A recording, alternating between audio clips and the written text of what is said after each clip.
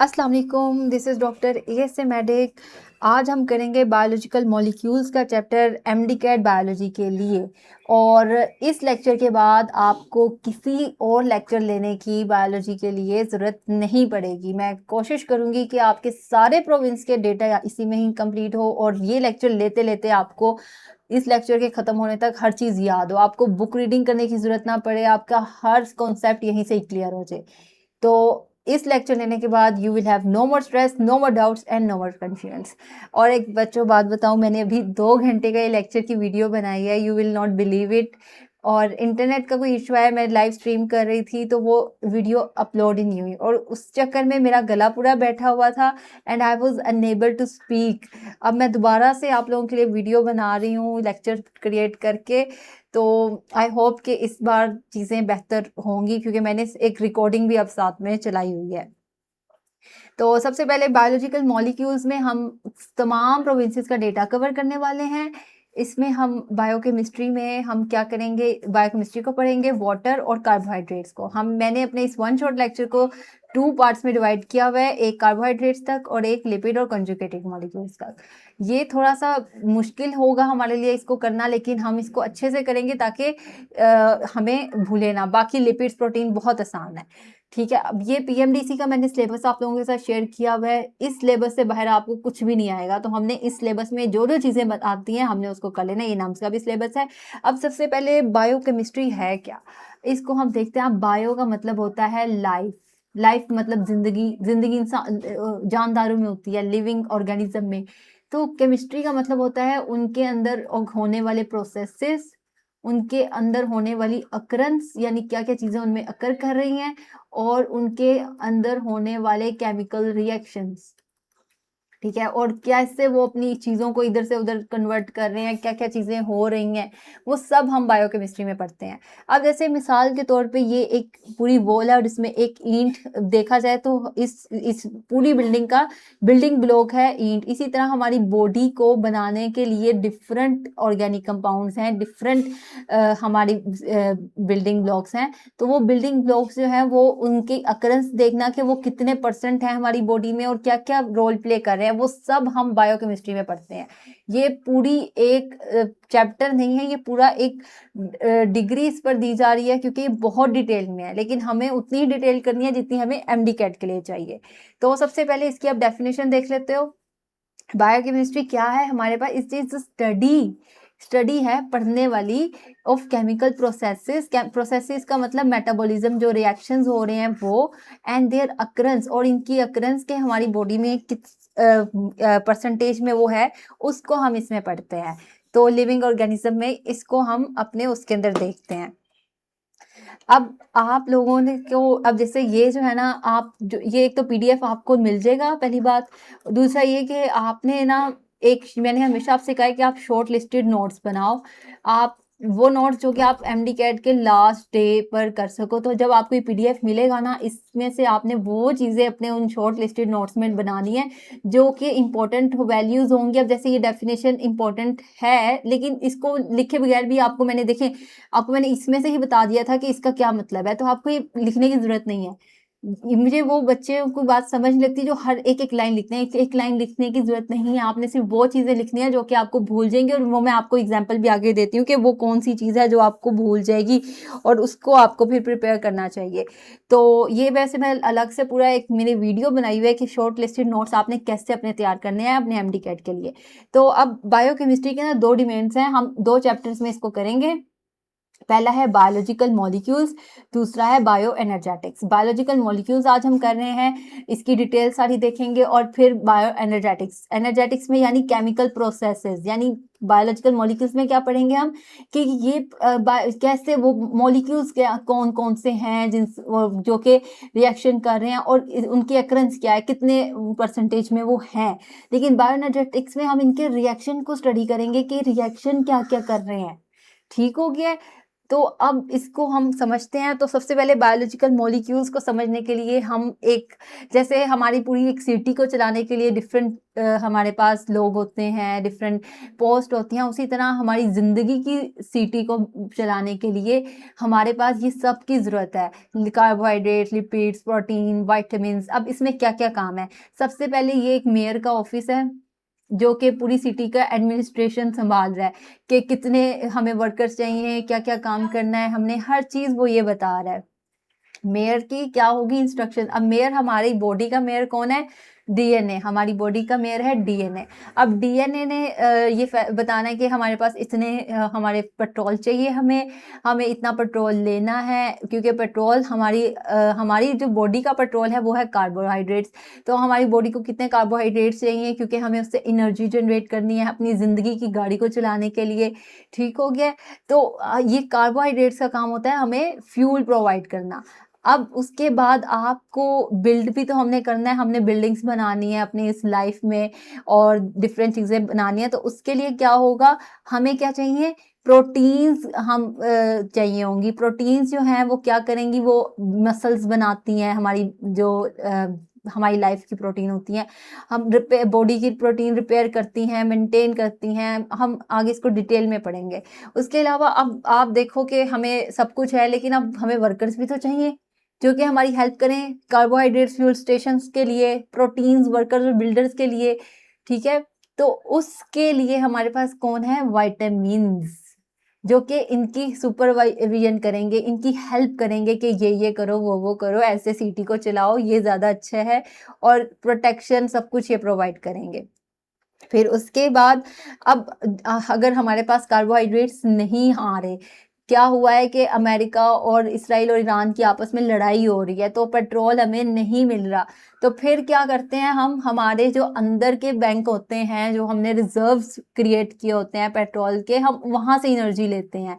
तो ये फिर हमारी बॉडी का जो रिजर्व बैंक है, एनर्जी बैंक, वो लिपिड है, जो तब हम यूज़ करते हैं जब कार्बोहाइड्रेट्स हमें नहीं मिलते। और ये लिपिड्स क्या होते हैं? ये फैट की फॉर्म में होते हैं, जो कि स्टोर्ड होते हैं हमारी बॉडी में, एनर्जी बाद में फ्यूचर के लिए प्रोवाइड करते हैं। तो अल्लाह ताला ने पूरा का पूरा इंतज़ाम बनाया हुआ है आपकी हर एक सिचुएशन से डील करने के लिए, आपकी जो बॉडी की सिटी है उसके अंदर। तो अभी हम कौन कौन से चीज़ें पढ़ेंगे? अभी हम कार्बोहाइड्रेट्स पढ़ेंगे और वाटर को पढ़ेंगे, लेकिन उससे पहले हम इन चीज़ों का इंट्रोडक्शन देखेंगे। तो सबसे पहले हमारे पास केमिकल कंपाउंड्स जो होते हैं वो कितनी टाइप्स के हैं? वो 2 टाइप्स के हैं, ये बात आपने याद रखनी है। और फिर उसके बाद उसमें कौन-कौन से हैं? एक है ऑर्गेनिक और एक है इनऑर्गेनिक। ऑर्गेनिक और इनऑर्गेनिक में डिफरेंस क्या है? अगर आपके पास किसी भी कंपाउंड में CH बॉन्ड आ जाए तो वो ऑर्गेनिक है, CH बॉन्ड नहीं है तो वो इनऑर्गेनिक है। ऑर्गेनिक के एग्जांपल में हमारे पास प्रोटीन्स हैं, कार्ब्स हैं, लिपिड्स हैं और न्यूक्लिक एसिड है। न्यूक्लिक एसिड में डीएनए, आरएनए दोनों। इनऑर्गेनिक के अंदर कार्बन, हाइड्रोजन नहीं होता, उसमें हमारे पास वाटर है, कार्बन डाइऑक्साइड है, एसिड बेसिस हैं, और जैसे HCl है, ये हमारी बॉडी में ही है, स्टमक में होता है, और उसके अलावा सॉल्ट्स हैं। तो ये सब चीज़ें चल रही हैं। अब हमारे पास कुछ इम्पोर्टेंट MCQs हैं जो कि हमें तैयार होने चाहिए, और ये MD-CAT में जब आते हैं तो बच्चे बहुत कंफ्यूज इससे होते हैं, तो इसलिए मैंने आप लोगों के लिए MCQs तैयार किए हैं। तो सबसे पहले मैं आपको अर्थ के रेफरेंस से सब चीज़ें बता रही हूँ, तो हम पहले एक प्यारी सी अर्थ बना लेते हैं ताकि हमें पता हो कि हमने ये अर्थ बनानी है। ठीक हो गया? और अब हम देखते हैं, जल्दी जल्दी काम करते हैं ताकि हम इसको वाइंड अप करें। आज हम इसको कंप्लीट इंशाल्लाह, जो हमने सोचा हुआ है कि उसको कंप्लीट करेंगे और फिर नेक्स्ट की तरफ चलेंगे। ये हमारे पास ग्रीनरी है हमारी अर्थ की, और फिर उसके साथ हमारे पास ये पानी है हमारी अर्थ में। तो आई होप ये अर्थ दिख रही है, और इसी तरह ही इसको बनाते हैं। शुक्र है ये बन गई। ठीक हो गया? अब इसके अंदर आप ये देखो कि हमारी अर्थ में हमें सबसे ज़्यादा क्या चीज़ नज़र आ रही है? हमें हमारी अर्थ में सबसे ज़्यादा ग्रीनरी नज़र आ रही है। ग्रीनरी ये नज़र आ रही है, और ये है प्लांट्स। प्लांट्स हैं हमारे पास। अब इन प्लांट्स के अंदर हमारे पास प्लांट्स जो होते हैं वो सबसे ज़्यादा हमारी अर्थ का बनाते हैं। अब क्वेश्चन ये है कि हमारे पास, आप एक बात बताओ, प्लांट्स जो होते हैं उसके अंदर हमने पढ़ा हुआ है कि उसकी जो वॉल्स होती हैं वो सेलुलोज से बनती हैं। तो सेलुलोज हमारे पास प्लांट्स के अंदर होता है। अब हमारे पास क्वेश्चन है कि सबसे ज्यादा अबंडेंट हमारे पास ऑर्गेनिक कंपाउंड अर्थ पर कौन सा है। तो क्योंकि हमारे पास सबसे अबंडेंट जो है अर्थ पर वो प्लांट्स हैं, तो प्लांट्स के पास सबसे अबंडेंट जो हमारे पास प्लांट्स की सेल वॉल जो बनती है सेलुलोज से बनती है। सेलुलोज जो है वो कार्बोहाइड्रेट्स है। तो प्लांट्स में सबसे ज्यादा अबंडेंट जो ऑर्गेनिक कंपाउंड है वो कार्बोहाइड्रेट्स हैं, क्योंकि आपको पता है कि सेल वॉल, कोई प्लांट आपको सेल वॉल के बगैर नहीं दिखेगा। तो सबसे ज्यादा ग्रीनरी है, सबसे ज्यादा कार्बोहाइड्रेट्स हैं दुनिया में। अब कार्बोहाइड्रेट्स में सबसे ज्यादा अबंडेंट क्या है, वो इसके उल्ट है, सेलुलोज। वो सेलुलोज है हमारे पास, ठीक है, क्योंकि हम प्लांट के रेफरेंस से ले रहे हैं, प्लांट सबसे ज्यादा है हमारी दुनिया में। और फिर उसके बाद हमारे पास है most abundant protein on earth.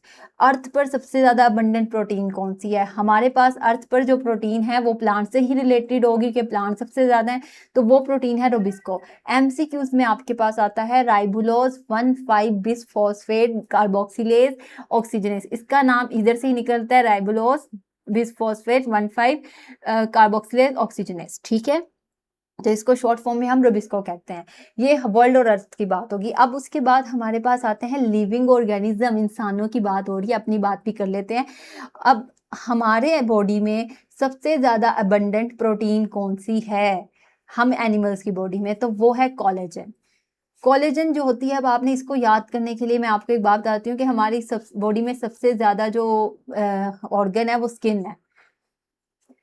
Skin सबसे ज्यादा है हमारी बॉडी पे, हर जगह स्किन होती है। तो स्किन के अंदर जो होता है वो कोलेजन होता है। कोलेजन जो होता है हमारे पास, आप अपनी स्किन को पकड़ो, इसके अंदर आपको इलास्टिसिटी नजर आएगी। तो वो जो इलास्टिसिटी है ना, वो हमारे पास कोलेजन की वजह से होती है। और आप ये चीज देखोगे कि जो बूढ़े लोग होते हैं ना, उनमें यही कोलेजन खत्म हो जाता है, जिसकी वजह से उनके रिंकल्स पड़ जाते हैं और वो बूढ़े लगते हैं। तो जो लोग इंजेक्शन लगवाते हैं वो इसी के लगवाते हैं, ताकि वो बूढ़े ना हो लगे।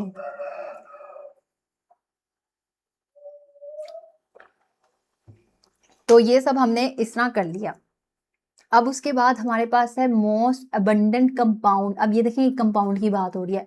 अब कंपाउंड में उन्होंने ये नहीं कहा ऑर्गेनिक और इनऑर्गेनिक। अगर ऑर्गेनिक कहते तो हम देखते कि कौन सा है, लेकिन इनऑर्गेनिक कंपाउंड का है, तो कंपाउंड जो सबसे ज्यादा हमारी बॉडी में है वो है वाटर। अभी आगे जाके हम इसको पढ़ेंगे भी कि हमारी बॉडी में 70% बच्चों वाटर है। और मैं अभी टेबल भी आपको दिखाऊंगी, ठीक है। अगर वो कहते हैं ऑर्गेनिक कंपाउंड, कंपाउंड नहीं, अब उन्होंने कह दिया ऑर्गेनिक कंपाउंड। ऑर्गेनिक में हमने क्या पढ़ा है अभी कि हमारे पास सबसे अबंडेंट क्या होता है? कोलेजन। तो हमारे पास सबसे अबंडेंट ऑर्गेनिक कंपाउंड भी जो है वो प्रोटीन है। अब प्रोटीन क्यों है? प्रोटीन की एग्जांपल इस वजह से है, आप अपने मसल्स देखें वो किससे बने हुए हैं? प्रोटीन। आप अपने वो देखें एंजाइम, वो किससे बने हुए हैं? प्रोटीन। आपकी बॉडी में तकरीबन हर चीज प्रोटीन से ही बनी हुई है। आपने कोई भी एंजाइम बनाना है, कोई रिएक्शन रन करवाना है, उसमें प्रोटीन चाहिए। तो प्रोटीन ही सबसे ज्यादा अबंडेंट ऑर्गेनिक कंपाउंड है। और सेल प्रोटोप्लाज्म में अगर आपसे पूछा जाए तो उसमें कौन से अबंडेंट है ऑर्गेनिक कंपाउंड, तो उसमें भी प्रोटीन है। यही प्रोटीन की इंपॉर्टेंस है हमारी बॉडी में। और हम क्या करते हैं, हम अपनी डाइट में प्रोटीन्स नहीं लेते। तो आप लोगों ने अपनी डाइट्स में प्रोटीन ऐड करनी है, जिसमें आपके पास दालें वगैरह होती हैं।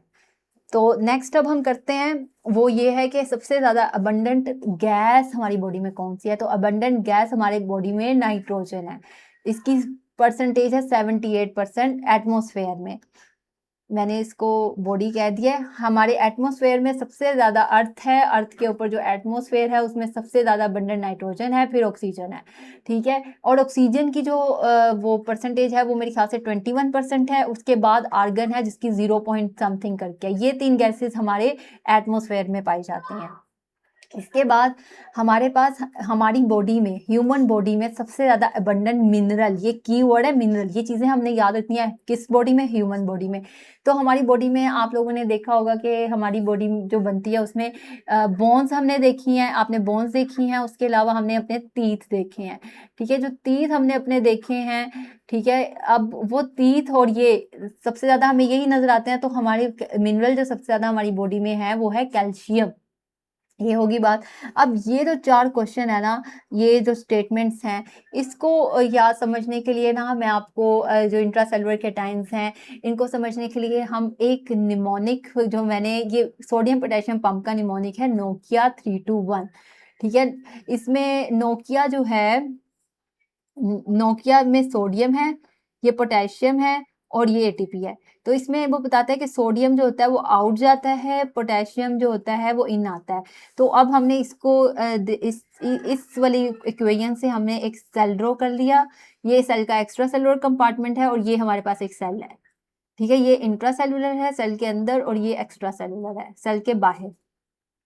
अब उन्होंने कहा है कि नोट किया में NO मतलब सोडियम आउट है और पोटेशियम इन, ये हो गया हमारे पास।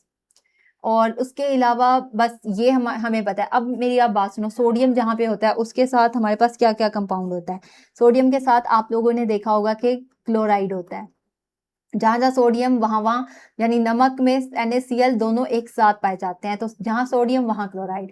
इसी तरह पोटेशियम है, पोटेशियम के साथ भी वो कोई कह रहा है कि मैंने भी इसके साथ कपल करना है, तो पोटेशियम किसके साथ कपल करता है? पोटेशियम उसके साथ कपल करता है जिसके शुरू में P होता है। तो P किसके शुरू में है? वो है फॉस्फेट के शुरू में। तो पोटेशियम कहता है कि फॉस्फेट तुम मेरे साथ आ जाओ, मेरे साथ कपलिंग कर लो, क्योंकि सोडियम और क्लोराइड एक साथ हो गए हैं। तो इस तरह ये इनका पूरा बनता है। अब सबसे ज़्यादा हमारे पास अबंडेंट, अब इससे आप देखो सबसे ज़्यादा अबंडेंट हमारे पास एक्स्ट्रा सेलुलर कैटाइन कौन सा है? सोडियम। एक्स्ट्रा सेलुलर एनाइन कौन सा है? Chloride. Extra cellular intracellular cation कौन सा है? पोटेशियम। एक्स्ट्रा इंट्रासेलुलर एनाइन कौन सा है? फॉस्फेट। तो ये 4 हमने कर लिया और इसके साथ हमने सोडियम पोटेशियम पंप का भी निमोनिक देख लिया। उसमें ये होता है कि 3 सोडियम बाहर आते हैं, 2 पोटेशियम इन अंदर जाते हैं और फिर उसके बाद एक एटीपी यूज होता है, इसे 3 to 1 इसको कहते हैं। और अब हम इसके अलावा ये चीज देख लेते हैं। ये अगला हमारे पास है कि most abundant element in the universe. अब यूनिवर्स में हमारा सबसे अबंडेंट एलिमेंट कौन सा है? अब यूनिवर्स की बात आ गई तो मुझे एंड्रोमीडा गैलेक्सीज, मुझे मिल्की वे गैलेक्सी याद आ गई, मुझे हमारे पास सन और स्टार्स याद आ गए। तो हमारे जो सन, स्टार और हमारी जो गैलेक्सी है, यूनिवर्स है, उसमें सबसे ज़्यादा जो एलिमेंट है वो है हाइड्रोजन। ये बात याद रख लेना, sun is made of hydrogen, hydrogen से बना हुआ है सन। उसके अलावा हमारी अर्थ क्रस्ट के अंदर जो एलिमेंट सबसे अबंडेंट है, अर्थ क्रस्ट की अगर बात करें तो वो ऑक्सीजन है। अब ये ऑक्सीजन क्यों है आपको मैं बात बताऊं। हमने पढ़ा था कि ये हमारे पास प्लांट्स हैं, प्लांट्स सबसे ज़्यादा अबंडेंट हैं अर्थ पर और सेलुलस अबंडेंट है। तो प्लांट्स, आपको एक बात पता है कि ऑक्सीजन बनाते हैं। तो जब इतने ज़्यादा प्लांट्स हैं तो इतनी ज़्यादा ऑक्सीजन बनेगी, तो अर्थ क्रस्ट में ऑक्सीजन ज़्यादा नहीं होगी तो क्या ज़्यादा होगा? तो हमारे पास अर्थ क्रस्ट में क्या ज़्यादा है? ऑक्सीजन। ठीक हो गया। और उसके अलावा हमारे पास most abundant element in the human body, इसके अंदर ये बायो का टर्म मैंने खुद लगाई है, लेकिन आप क्योंकि स्टूडेंट्स ना कंफ्यूज हो जाते हैं, वो कहते हैं, अब जैसे अगर किसी को ये स्टेटमेंट आए उसमें बायो ना लिखा हो तो बच्चे क्या करते हैं, इसको समझ नहीं पाते कि पता नहीं क्या है। तो बात ये है कि आपके बॉडी में अगर ह्यूमन बॉडी लिखा हुआ है तो इसका मतलब है लिविंग बॉडी। तो लिविंग बॉडी का मतलब है कि ये बायो एलिमेंट्स की ही बात हो रही है। अगर वो लिखे ना बायो एलिमेंट्स, तो इसका मतलब ये नहीं है कि वो उसकी बात नहीं करे, वो उसी की बात कर रहे हैं। तो हमारे पास most abundant element in the human body कौन सा है? वो है हमारे पास ऑक्सीजन। और इसका पूरा एक वो निमोनिक है चॉप कैन, जो कि हमारे पास मेजर एलिमेंट्स होते हैं जो सबसे ज्यादा बनाते हैं ऑक्सीजन। उसमें 65% बनाता है, 65 to 70%। पीटीबी की बुक में 65% लिखा हुआ है। और ये सारे कुछ पानी में बना रहे होते हैं, वाटर के अंदर, तो ये सब कुछ चल रहा है। अब उसके अलावा हमारे पास जो मोस्ट एबंडेंट पिगमेंट है अर्थ पर, वो कौन सा है? Chlorophyll A. तो क्लोरोफिल ए से आपने याद रखना है अल्फा, अल्फा क्लोरोफिल, अल्फा हमेशा फर्स्ट पर होता है। और क्लोरोफिल क्योंकि प्लांट सबसे ज्यादा, तो उनका पिगमेंट भी सबसे ज्यादा जो है वो क्लोरोफिल अल्फा है। उसके अलावा हमारे पास है मोस्ट अबंडेंट इम्यूनोग्लोबिन। इम्यूनोग्लोबिन से आपने याद रखना है कि जो बंदा जीजी करता रहता है उसको सबसे आगे रखा जाता है, फर्स्ट पे रखा जाता है। तो जो जीजी करेगा यानी IgG, वो ब्लड में भी सबसे आगे होगा। उसके अलावा हमारे पास प्रोटीन जो है प्लाज्मा में सबसे ज़्यादा अबंडेंट कौन सी है? अब प्रोटीन हमारे पास प्लाज्मा में जो सबसे ज़्यादा अबंडेंट है, उसके लिए आपने एक टेस्ट ट्यूब याद रखनी है। टेस्ट ट्यूब के अंदर एक CD याद रखनी है, वो अभी मैं आपको दिखाती भी हूँ। तो प्लाज्मा में एल्बम याद रखनी है, तो उससे आपको याद आ जाएगा कि हमारे पास सबसे ज़्यादा अबंडेंट एल्ब्यूमिन है। फिर उसके बाद हमारे पास है एक बहुत मज़े का कि मोस्ट अबंडेंट कनेक्टिव टिश्यू हमारी बॉडी में कौन सा है, सबसे ज़्यादा कनेक्टिव टिश्यू क्या है, तो वो है हमारी बॉडी में एरियोलर कनेक्टिव टिश्यू। एरियोलर जो होता है ये एडिपोज या फैट कनेक्टिव टिश्यू को भी कहते हैं, इसका दूसरा नाम है। अब इसको याद करने के लिए बस एक सिंपल सी आपने बात याद रखनी है कि जब हमारी घरों में जब कबाब बन रहे होते हैं तो कबाब में आपके पेरेंट्स या आपको अगर इसकी इन्फॉर्मेशन हो, खासतौर पर लड़कियों को होती है, तो उसमें वो बकरे की या फिर किसी जानवर की फैट भी ऐड करते हैं। वो क्यों ऐड करते हैं? क्योंकि इससे स्टिकनेस क्रिएट होती है, कनेक्शन क्रिएट होता है, यानी वो एक दूसरे को जोड़ के रखते हैं, चिपचिपाहट इससे हमें मिलती है। तो इसका ये होता है कि फैट जो होती है वो आपके कनेक्टिव टिश्यू के तौर पर काम करती है, चीज़ों को जोड़ के रखने में काम करती है तो फैट लेकिन जोड़ने का काम कर रही है। तो ये हमने सारे कर लिए।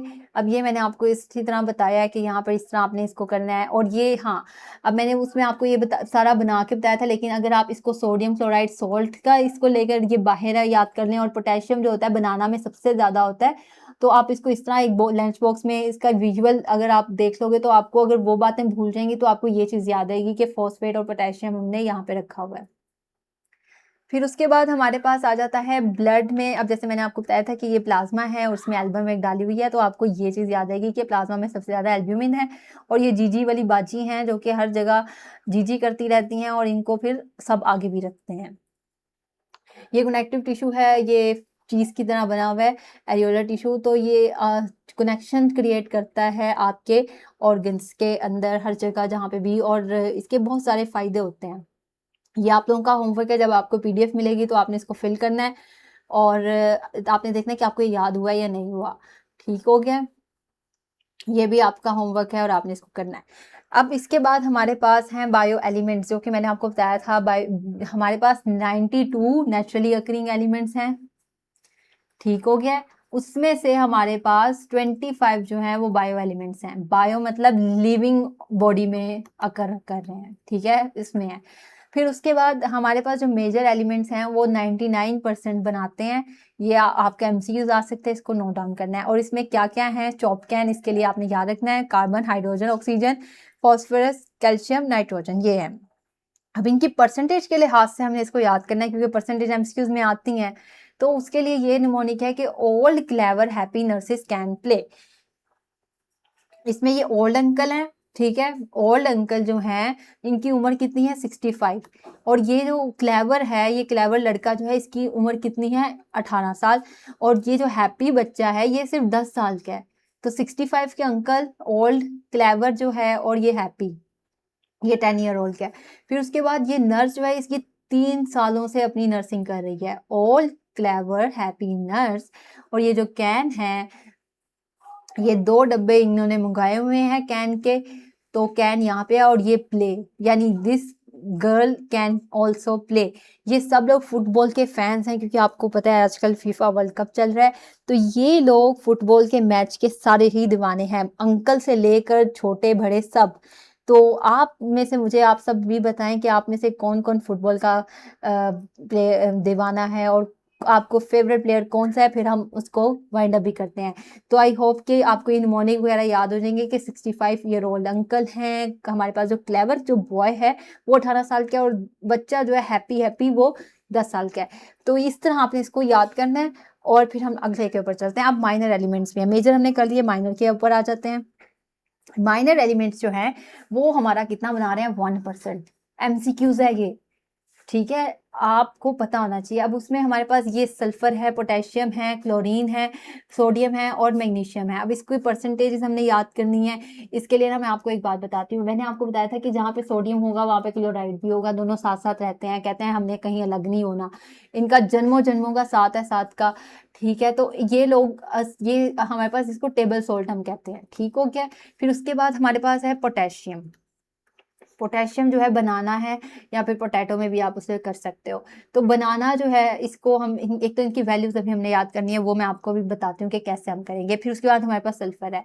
अब आपने ये चीज़ याद रखनी है कि जो NaCl है ना, ये मार्केट में, क्योंकि हमारे पास इसकी माइंस हैं, तो ये 15 रुपए का मिल रहा है हमारी मार्केट में, ये याद रखना है। पोटेशियम जो है वो इसका 20 रुपीज़, मैं अगर इसमें प्लस करो तो 35 रुपीज़ का मिल रहा है हमारे पास पोटेशियम। ठीक हो गया।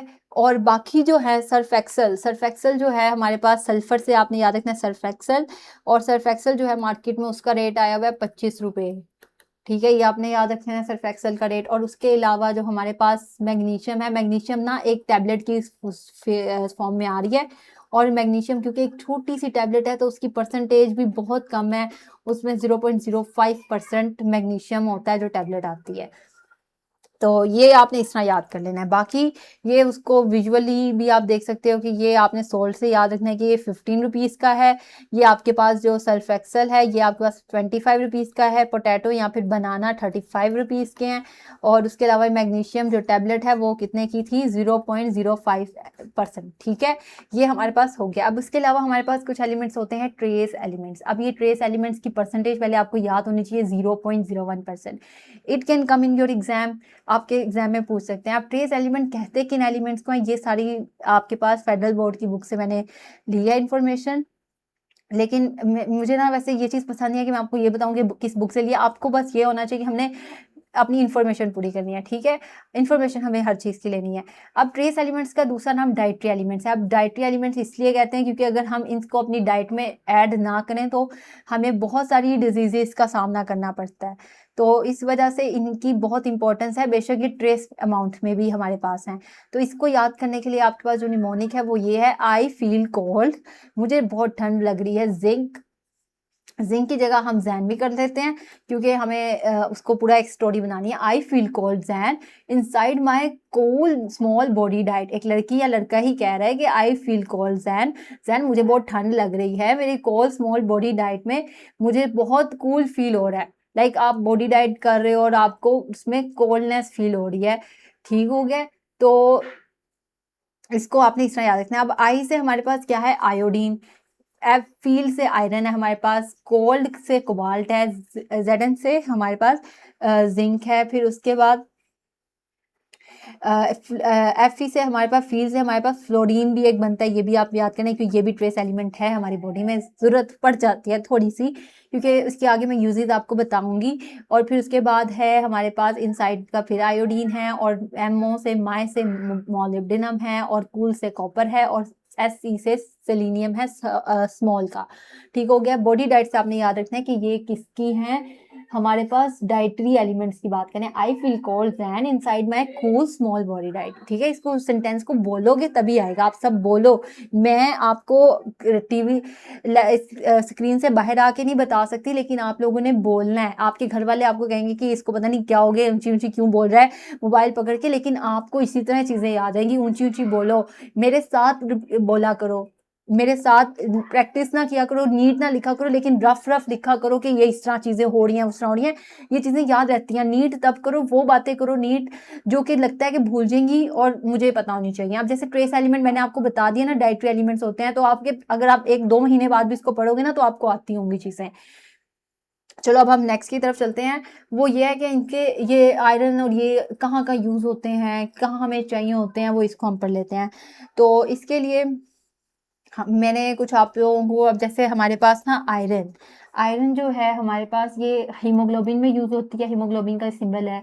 उसके अलावा हमारे पास साइटोक्रोम्स में यूज होती है। अब हीमोग्लोबिन और साइटोक्रोम जो होते हैं वो कहाँ पर यूज हो रहे होते हैं, साइटोक्रोम्स ना रेस्पिरेशन के last step electron transport chain में यूज होते हैं। ठीक है, तो ये वहां पर। और हीमोग्लोबिन कहाँ पर यूज होता है, वो ऑक्सीजन ट्रांसपोर्ट में यूज होता है।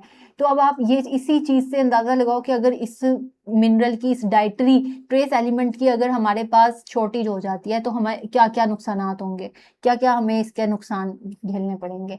फिर उसके बाद हमारे पास है कॉपर। कॉपर जो है वो हमारे पास एक एंजाइम को फैक्टर के तौर पर काम करता है। हम आगे जाके पढ़ेंगे एंजाइम के चैप्टर में कि किन एंजाइम में ये कॉपर एज अ कोफैक्टर होता है। केमिस्ट्री का भी आपके ये पार्ट है। और उसके अलावा हमारे पास ये हीमोग्लोबिन सिंथेसिस में यूज होता है। हीमोग्लोबिन सिंथेसिस में आयरन और कॉपर यूज हो रहा है। ठीक हो गया। फिर उसके बाद है हमारे पास मैग्नीज। जो मैग्नीज है हमारे पास, it is a cofactor for enzyme. ये एंजाइम के लिए कोफैक्टर है। कौन कौन से एंजाइम के लिए है?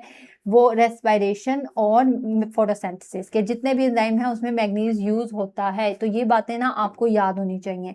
फिर उसके बाद हमारे पास जो है जिंक। जिंक जो है हमारे पास, it is also part of many enzyme.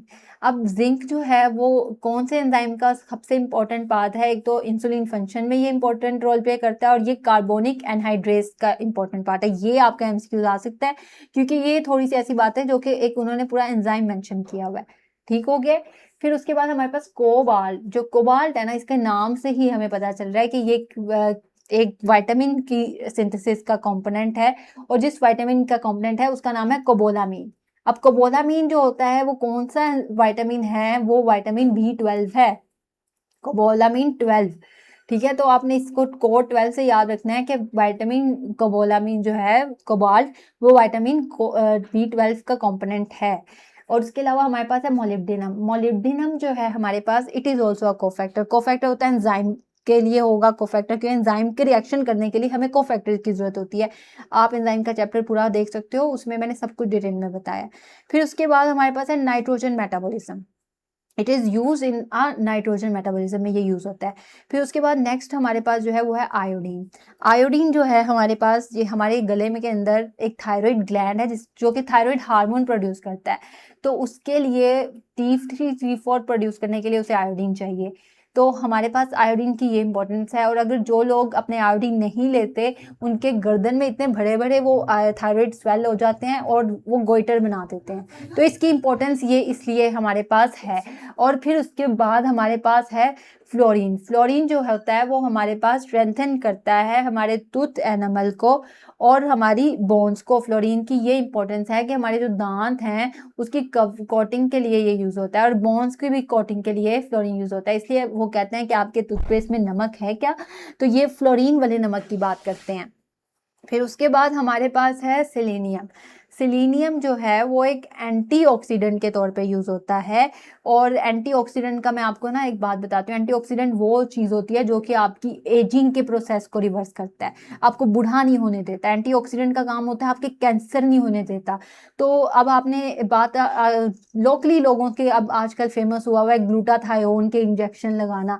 तो ग्लूटाथायोन जो है उसमें सेलेनियम ही होता है, ग्लूटाथायोन परऑक्सीडेज में। ठीक है, तो ये एंटीऑक्सीडेंट के तौर पे काम करता है और ये कैंसर से हमें बचाता है, एजिंग से बचाता है। तो ये इंफॉर्मेशन आजकल भी बहुत इन हुई है। तो नेक्स्ट, अब ये हमने पढ़ लिया सारा कुछ। और फिर उसके बाद ये कुछ विजुअल्स हैं जो कि आप देखें। अगर आपको इससे अच्छे तरीके से याद हो सकता है तो आप इससे कर सकते हो। अब ये देखें, इन अंकल के जो आयोडीन का बल्ब है, इन्होंने, ये अब्बू जान है, अब्बू जान के पास जो आयोडीन का बल्ब है वो उनके थायराइड ग्लैंड के पास है। यहाँ पे हमारा ना थायराइड ग्लैंड इस तरह होता है पड़ा हुआ। तो वो थायराइड बल्ब जो है वो आयोडीन का, ये आयोडीन एक कंपनी है, वो उनके थायराइड के पास है। तो इससे आपने ना याद रखना है कि आयोडीन जो है, इस विजुअल से याद रखना है कि आयोडीन किसके लिए चाहिए होता है? थायराइड ग्लैंड के लिए। अब ये जो माँ जी हैं, अम्मी जी हैं, इन्होंने अपने पास क्या रखी हुई है? एक आयरन, जो कि इनके बेटे ने बाहर के मुल्क से इनको ला के दी थी, और बहुत स्पेशल आयरन है ये। और ये आयरन जो है, इसके ऊपर ये, इसका नाम क्या है? Haemoglobin iron. तो आपने इससे याद रखना है कि हमारे पास हीमोग्लोबिन के लिए आयरन चाहिए होती है उसको बनाने के लिए। फिर उसके बाद हमारे पास एक है छोटू। छोटू को, ये जो छोटा है, ये छोटू को हमें उसके पास ना एक B12 का उसे बैच मिला है, कोबोलामीन का बैच उसे मिला है। और ये कोबोलामीन का बैच जो है इसकी हेल्प किस में करेगा? आरबीसी की फॉर्मेशन में इसकी हेल्प करेगा ये कोबोलामीन का बैच। और अगर ये ना हुआ, B12 ना हुआ, कोबोलामीन ना हुआ, तो आरबीसी से रिलेटेड हमारे पास आरबीसी कम बनेंगे। आरबीसी कम बनेंगे तो एनीमिया होगा। कौन सी टाइप का एनीमिया होगा वो मैं आगे जाके आपको बताती हूँ।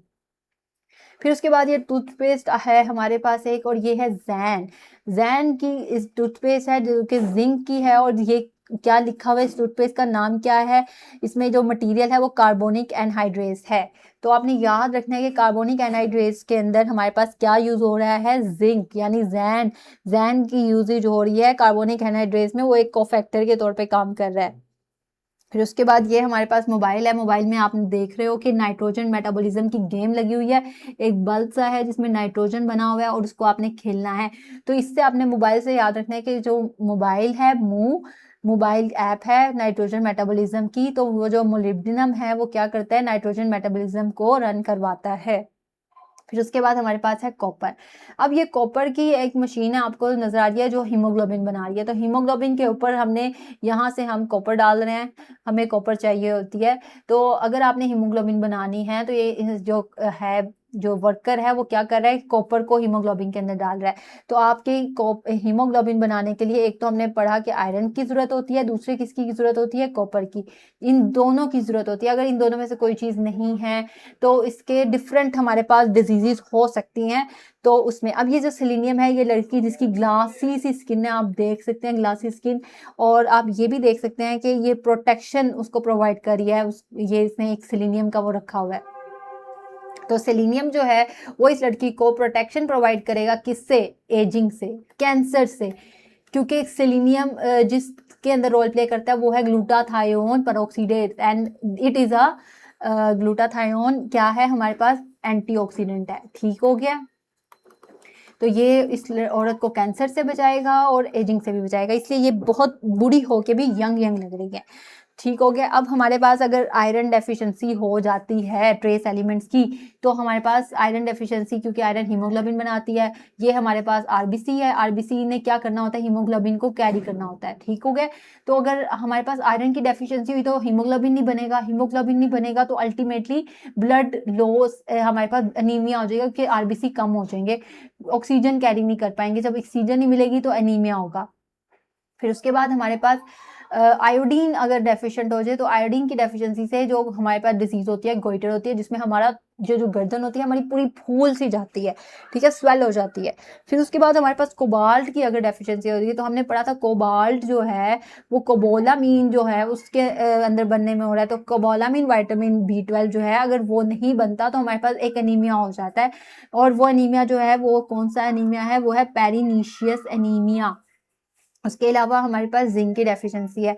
अगर हमारे पास जिंक की डेफिशिएंसी हो जाती है बच्चों, तो जिंक हमारे पास जिसके अंदर रोल प्ले करता है, तो जिंक की वजह से हमने पढ़ा था कि कार्बोनिक एनहाइड्रेट्स के अंदर, ये वो टूथपेस्ट आप याद करो जो हमने पढ़ी है अभी, तो उसमें ये ग्रोथ रिटार्डेशन करवाए देगा अगर इसकी डेफिशिएंसी हो गई। ठीक है, अगर इसकी डेफिशिएंसी ग्रोथ रिटार्डेशन होगी, डिलेड वोंड हीलिंग होगी, ठीक है, ये सब चीजें होंगी। फिर उसके बाद हमारे पास है कॉपर। अगर कॉपर की डेफिशिएंसी हुई तो कॉपर हमने एक तो पढ़ा था कि हीमोग्लोबिन में यूज हो रहा है, ठीक है, तो उसमें एनीमिया हो जाता है। लेकिन अगर कॉपर की डेफिशिएंसी ब्लड में होती है तो उससे विल्सन डिजीज भी हो जाती है। अब ये विल्सन डिजीज क्या है, इसके अंदर मैं आपको बता देती हूँ कि उसमें कॉपर जो होता है ना, लीवर और हमारी आईज वगैरह में एक्यूमुलेट हो जाता है, तो वो आपके ब्लड में नहीं होता। तो इस वजह से कॉपर की तो डेफिशिएंसी होती है ब्लड में, लेकिन कॉपर एक्यूमुलेशन हुई होती है इस वजह से कि कॉपर इधर आ जाता है, कॉपर ब्लड में नहीं रहता। तो उसमें ये विल्सन डिजीज में होता है ये वाला, जिसमें कॉपर की एक्यूमुलेशन हो रही होती है। इसके अपने वो हैं, ये एमबीबीएस का है पूरी डिटेल, तो आपको ये पढ़ने की जरूरत नहीं है। और उसके अलावा है फ्लोरीन। फ्लोरीन जो होता है, क्योंकि इसने स्ट्रेंथन करना होता है एनिमल को, अगर इसकी डेफिशिएंसी हुई तो ये क्या करेगा, आपकी हड्डियों को गला देगा, आपकी हड्डियां में डेंटल कैरीज हो जाएंगी, कीड़े लग सकते हैं दांतों में आपके। और अगर सेलेनियम डेफिशिएंसी हो जाती है तो आपके एक तो जो मसल्स हैं आपके, ये जो फेस के जो मसल्स होते हैं या किसी भी जगह के, तो ये वीकनेस इनमें आ जाएगी, यानी ये फ्लैट से हो जाएंगे, वो टाइट नहीं रहेंगे। तो ये एक तो सेलेनियम की वजह से हो रहा है अगर इसकी डेफिशिएंसी। और उसके अलावा Kishan disease. Kishan disease the cardiac issue, नाम आप बस याद रख लो, डिटेल में जाने की आपको जरूरत नहीं है, ठीक है। और अब ये एक छोटा सा क्विज आप कर लो। अब आप ये बताओ कि कौन सा ट्रेस एलिमेंट हमारे पास हीमोग्लोबिन में होता है। हीमोग्लोबिन में हमने क्या पढ़ा, एक आयरन होता है और एक कॉपर होता है, ठीक हो गया। फिर उसके बाद हमारे पास आयोडीन की डेफिशिएंसी अगर हो जाए तो क्या होगा, हमारे पास गोइटर हो जाएगा, ठीक हो गया। फिर उसके बाद को फैक्टर जो कार्बोनिक एनहाइड्रेट्स के लिए हमारे पास है, वो कौन सा था, हमने एक टूथपेस्ट बनाई थी, याद करें टूथपेस्ट के ऊपर क्या क्या लिखा हुआ था, जी हाँ, टूथपेस्ट के ऊपर लिखा होता है जैन, और जैन के नीचे लिखा होता है जिंक, ठीक है, तो वो जिंक होता है। अब ये सारे आंसर हमने सही किए हैं। अब हमारे पास आ जाते हैं कि कॉम्पोजिशन हम देखते हैं। मैंने आपको इतनी ज़्यादा कॉम्पोजिशन पढ़ाई है, तो हमारी बुक की कॉम्पोजिशन को अब हम देखते हैं कि हमने इसको कैसे करना है। तो ये कंपैरिजन टेबल है कि बैक्टीरियल सेल में और मैमेलियन सेल में क्या क्या कॉम्पोजिशन होती है डिफरेंट ऑर्गेनिक और इनऑर्गेनिक कंपाउंड्स की। अब ये हमारे पास वाटर है, वाटर दोनों में 70% है, ठीक है, इक्वल अमाउंट, याद रख लेना 70% है, ठीक है। अब इसके बाद हमारे पास जो प्रोटीन्स हैं वो हमारे पास एक जगह 15% है बैक्टीरिया में, और मैमल्स में 18% है। मैमल्स मतलब हम इंसान, जानवर, ठीक है। अब हमारे पास जो है प्रोटीन 18% है, यानी प्रोटीन में हम बैक्टीरिया से 3% जीत गए हैं, आगे चले गए हैं। अब उसके अलावा हमारे पास हैं कार्बोहाइड्रेट्स। कार्बोहाइड्रेट्स जो हैं हमारे पास वो भी 1% हमारे पास ज़्यादा हैं बैक्टीरिया से। अब इसको आपने याद करने के लिए ना नीचे से आना है, आपने इन नंबर्स को याद करने के लिए ना आपने देखना है 2 3 3 4। देखें 2 3 3 4, और आपने याद रखना है कि लिपिड जो है हमारा लिपिड 1% ज़्यादा है बैक्टीरिया से, और कार्बोहाइड्रेट्स भी 1% ज़्यादा है, और जो प्रोटीन है वो कितने परसेंट ज़्यादा है, 3%। तो 15% के अंदर 3 ऐड करो तो कितने बन जाते हैं, 18। तो इस तरह हमने ये याद कर लिया। आपको एमसीक्यूज में कैसे आएगा, आपको एमसीक्यूज में ये परसेंटेज पूछ सकते हैं, लेकिन आपको ये पूछ सकते हैं कि इसमें कौन सी चीज़ किस में ज़्यादा है। अब ये देखो आप, ये प्रोटीन जो है ना, ये पांचों के पांचों क्या है, ऑर्गेनिक कंपाउंड, और ये इनऑर्गेनिक है। अगर आपसे पूछे कि इनऑर्गेनिक कंपाउंड बताओ कौन सा ज्यादा है, तो आपने कहना है वाटर। अगर वो कह दे ऑर्गेनिक कंपाउंड्स कौन सा इनमें सबसे ज्यादा है, तो वो है प्रोटीन। प्रोटीन की कंपोजिशन सबसे ज्यादा है इन सब में। अब वो आपसे कभी पूछ लेंगे, अच्छा चलें आप ये ना बताएं, आप बताएं कंपाउंड कौन सा ज्यादा है, तो कंपाउंड इन सब में कौन सा ज्यादा है, वो है वाटर। तो ये बातें मैंने आपको पहले भी बताई हैं, ठीक है। अब दोबारा वो परसेंटेज वैल्यूज के साथ आपको बता रहे हैं। अब जो ये चीज़ें जो है ना, और प्रोटीन, कार्बोहाइड्रेट्स, लिपिड्स, ये तो हमारे पास ज़्यादा है, हम इसमें जीत गए हैं। लेकिन भाई साहब आ गई है बात डीएनए और आरएनए की। डीएनए और आरएनए में बैक्टीरिया हमसे जीत गए हैं, बैक्टीरिया ने हमें हरा दिया। डीएनए जो है वो बैक्टीरिया के पास 1% है, और हमारे पास 0.25%। यानी हम अपना अगर इसको मल्टीप्लाई बाय 4 करें 0.245 को, यानी इसका ये हम उसका 4th पार्ट है 1% का। तो हमें अगर बैक्टीरिया के साथ जीतना है, तो बैक्टीरिया हमारे से 3 टाइम्स ज़्यादा आगे है डीएनए में। और क्योंकि 0.25 जो होता है वो 1.4 टाइम्स होता है, परसेंट है, क्योंकि इसको अगर आप सोल्व करोगे तो 0.25 बनेगा। तो अगर हम 0.25 को 4 टाइम्स करेंगे फिर जाके ये 1% तक होगा। तो बैक्टीरिया हमसे 3 टाइम्स ज़्यादा आगे है। और आरएनए में तो वो पूरा पूरा नजर आ रहा है, 5 टाइम्स हमसे ज्यादा है, ये 1% है और ये 6% है। तो ये चीजें आप लोगों ने याद रखनी है। आपको कंपैरिजन एक तो पता होना चाहिए, एग्जैक्ट वैल्यूज आपको याद ना भी हो तो आपसे ये भी पूछ सकते हैं कि कौन सी किसकी कॉम्पोजिशन किसमें ज्यादा है, ठीक है। तो ये आपको पता होनी चाहिए कि इसकी ज्यादा है। अब जैसे वो आपको एमसीक्यूज ये भी दे सकते हैं कि इनमें से कुछ ऐसे हैं जिनकी कॉम्पोजिशन मैमल्स में ज्यादा है, तो वो कौन सा एलिमेंट है जिसकी कॉम्पोजिशन बैक्टीरिया में ज्यादा है, तो वो कौन है कंपाउंड, डीएनए और आरएनए। तो ये बातें इस तरह आपने याद रखनी है, ठीक हो गया। और हमारे पास आरएनए कितना है, 6%, और ये हमारे अंदर जो है 1.1%। बैक्टीरिया जीत गया इस मामले में। इनको आरएनए और डीएनए इसलिए कहिए क्योंकि इन्होंने अपनी रेप्लिकेशन बहुत ज्यादा इससे करनी होती है और बीमारियां क्रिएट करनी होती है हमारी बॉडी में, इस वजह से इनको ये सबसे ज्यादा चाहिए। अब ये हमारा एक कंपैरिजन पॉइंट्स का मैंने जो बनाया है। अब इसमें ये है कि अब देखें वाटर दोनों साइड पे सेम था, ठीक है। अब प्रोटीन जो थी वो 3% जो थी वो ज्यादा थी हमारे पास, हम जीत गए थे उसमें, ठीक है। कार्बोहाइड्रेट्स में भी हम जीते थे। कार्बोहाइड्रेट्स मैमल्स के पास 3%, हम बैक्टीरिया के पास 3 थे, हमारे पास 4 थे। हमारे पास लिपिड्स उनके पास 2 थे, हमारे पास 3 थे। हम 1% इसमें आगे थे इनसे, ठीक है, हम जीत गए थे। लेकिन डीएनए में उन्होंने हमें हरा दिया। डीएनए में हम थे 0.25 और वो थे 1%, तो हम हार गए। और आरएनए में भी वो ज़्यादा थे 6% और हम ह्यूमंस 1%। तो ये चीज़ें थी। अब उसके बाद हमारे पास है मेटाबॉलिज्म। मेटाबॉलिज्म जो होता है, जितने भी केमिकल रिएक्शंस बच्चों हमारी बॉडी में जितने भी केमिकल रिएक्शंस हो रहे हैं वो सब के सब क्या है, मेटाबॉलिज्म का पार्ट है। कार्बोहाइड्रेट से रिएक्शन कर रहे हैं, प्रोटीन से कर रहे हैं, लिपिड से कर रहे हैं, वो सब के सब इसके अंदर इंक्लूडेड है। अब हमारे पास ना मेटाबॉलिज्म में 2 टाइप्स के रिएक्शन होते हैं, एक होते हैं एनाबॉलिज्म और एक होते हैं कैटाबॉलिज्म।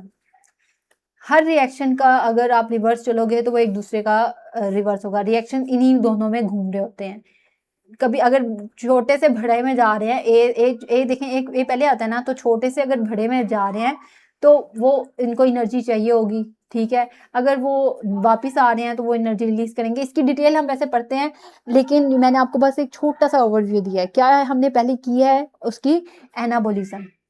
एनाबोलिज्म में हमारे पास क्या है कि एना का आपने इसके लिए निमोनिक आप ये रख सकते हो, एना बिल्ड्स अप। एना बिल्ड्स अप, एना जो होती है वो बिल्ड करती है, तो यानी आपके छोटे मॉलिक्यूल्स अगर मिल के एक बड़ा सा मॉलिक्यूल बना दें और उसको, तो उसको हम कहते हैं एनाबोलिज्म का रिएक्शन हुआ है, ठीक है। इसकी एग्जांपल में हमारे पास फोटोसिंथेसिस आता है। अब ये इसमें आप जब इतना बड़ा मॉलिक्यूल बना रहे हो तो आपको चाहिए होगी एनर्जी, ठीक है, हमें तो एनर्जी चाहिए। तो इसके अंदर एनाबोलिज्म में एनर्जी आप लेते हो तभी ये बड़ा सा बनता है, और ये फिर एनर्जी इसके अंदर स्टोर होती है, क्योंकि आपको पता है कि एनर्जी का एक लॉ है कि एनर्जी क्रिएट नहीं हो सकती, एनर्जी सिर्फ अपनी एक फॉर्म से दूसरी फॉर्म में जाती है। तो जो एनर्जी इसने यूज़ किया ना वो इसके अंदर ही स्टोर रहेगी, और इसको हम दोबारा इसके अंदर से निकाल सकते हैं। तो फोटोसिंथेसिस में क्या होता है कि हमारे पास ये हम एनर्जी यूज़ करते हैं वो, और अपने अंदर स्टोर कर लेते हैं in the form of food जो हम खाते हैं, ठीक है। तो फोटोसिंथेसिस में हमारे पास एनाबोलिज्म का रिएक्शन होता है। उसके बाद अगला जो रिएक्शन है वो है कैटाबोलिज्म। कैटा में क्या होता है, कैटा मीन कट, यानी कट कट कट डाउन ये कर रहा है ढेर सारा चीज़ों को। और इसमें जब आप इतनी बड़ी एक चीज़ को कट डाउन करो तो आपके पास तो एनर्जी रिलीज होगी, ठीक है। जो और आप छोटे छोटे बॉक्सेस में डिवाइड करो तो इतनी ज़्यादा एनर्जी इसके अंदर रिलीज होती है, ठीक हो गया। और इसमें क्या होता है कि लार्ज मॉलिक्यूल्स ब्रेक डाउन करते हैं और स्मॉलर और सिंपलेस्ट मॉलिक्यूल बनाते हैं ताकि वो यूज हो सकें। और ये इसकी एग्जांपल क्या है, कैटाबोलिज्म की एग्जांपल रेस्पिरेशन। अब आप अपनी बॉडी में जो भी आप रिएक्शन पढ़ो ना तो उसको देखना कि उसमें एनर्जी रिलीज हो रही है या बड़ा कंपाउंड बन रहा है या छोटा बन रहा है, इससे आप उसका बता पाओगे कि कैटाबोलिज्म का रिएक्शन है या एनाबोलिज्म का, और ये आपके एमसीक्यूज में आ सकता है, ठीक हो गया। तो ये आप एक विजुअल टिप दे सकते हो कि ये ऐड कर रहा है एनाबोलिज्म, और ये जो कैटाबोलिज्म है ये कट कर रहा है छोटे छोटे पीसेस में। अब ये इनका एक क्विक सा डिफरेंस है, ये आपको मिल भी जाएगा, बहुत आसान डिफरेंस है इसमें। ये बात आपने याद रखनी है कि ये छोटे मॉलिक्यूल से कॉम्प्लेक्स बनाएंगे एनाबोलिज्म में, कैटाबोलिज्म में छोटे कॉम्प्लेक्स से सिंपलर में जाएंगे। इसके अंदर एनर्जी एनाबोलिज्म में रिक्वायर होती है और इसमें रिलीज होती है एनर्जी हमारे पास। उसके अलावा हमारे पास इसमें जो अब देखें हम एनर्जी ले रहे हैं, तो एनर्जी लेने पर एंडोथर्मिक रिएक्शन होगा, उसके अंदर एनर्जी आप बाहर निकाल रहे हो तो एक्सोथर्मिक होगा। इसमें एटीपी जो होता है, क्योंकि हम एनर्जी भी ले रहे हैं तो हम एटीपी कंज्यूम करते हैं, और इसमें क्या होता है कैटाबोलिज्म में एटीपी प्रोड्यूस हम करते हैं। पर्पस जो है इस एनाबोलिज्म रिएक्शन का, ग्रोथ के लिए एनाबोलिज्म रिएक्शंस होते हैं, क्योंकि हमने अब जैसे देखे ना छोटे मॉलिक्यूल्स को मैंने अगर बड़े मॉलिक्यूल में बनाना है तो उसका साइज इंक्रीज होगा, तो वो क्या होगी, उसकी ग्रोथ होगी ना। तो इस तरह हम ये जो ग्रोथ के अंदर यूज करते हैं, रिपेयर के अंदर यूज करते हैं और स्टोरेज के अंदर यूज करते हैं। उसके अलावा अगर हमने रिलीज करनी है एनर्जी को तो उसमें हम कैटाबोलिज्म के रिएक्शन होते हैं। अब एग्जाम्पल देखिए आप, इसमें प्रोटीन सिंथेसिस है, फोटोसिंथेसिस है, ग्लाइकोसिंथेसिस है, ग्लाइकोजन सिंथेसिस है। अब ग्लाइकोजन जो है ये हमारी बॉडी की स्टोरेज फॉर्म है कार्बोहाइड्रेट्स की। हमारी बॉडी अगर ज़्यादा हम कार्ब्स खा लें, ज़्यादा शुगर वाली आइटम्स खा लें हम, तो हमारी जो कार्बोहाइड्रेट्स है वो स्टोर हो जाती है हमारी बॉडी में, और वो स्टोर किस फॉर्म में होती है, ग्लाइकोजन। इसके बरक्स जो प्लांट्स हैं उनमें ग्लूकोज जो होता है वो स्टोर किस फॉर्म में होता है, वो स्टार्च की फॉर्म में हमारे पास स्टोर होता है। तो ये एक एमसीक्यूज भी बनता है, तो इसको भी आप देख लेना। उसके अलावा हमारे पास जो ये हैं, इनमें कैटाबोलिज्म में क्योंकि हमने एनर्जी अब हमें जब चाहिए होती है तो ये ग्लाइकोजन पे ब्रेक डाउन करता है और एनर्जी रिलीज कर देता है। तो ये ऑपोजिट एक दूसरे के ही चल रहे हैं, ये एक बना रहा है तो वही दोबारा अगर टूटता है तो एनर्जी रिलीज हो जाती है। और अगर आपकी कोई चीज़ बन चुकी है, अगर उसको ब्रेक डाउन करोगे तो उससे एनर्जी रिलीज हो जाएगी। प्रोटीन जो होते हैं वो बड़े यूनिट होते हैं, प्रोटीन का छोटा यूनिट क्या है, अमाइनो एसिड। तो ये जो है हमारे पास एनाबोलिज्म, ये कंस्ट्रक्शन का काम कर रहे हैं। क्या काम कर रहे हैं, ये कंस्ट्रक्शन का, और ये जो है वो डिस्ट्रक्शन का काम करेंगे, डिस्ट्रक्टिव मेटाबॉलिज्म कर रहे हैं, तोड़ रहे हैं चीज़ों को।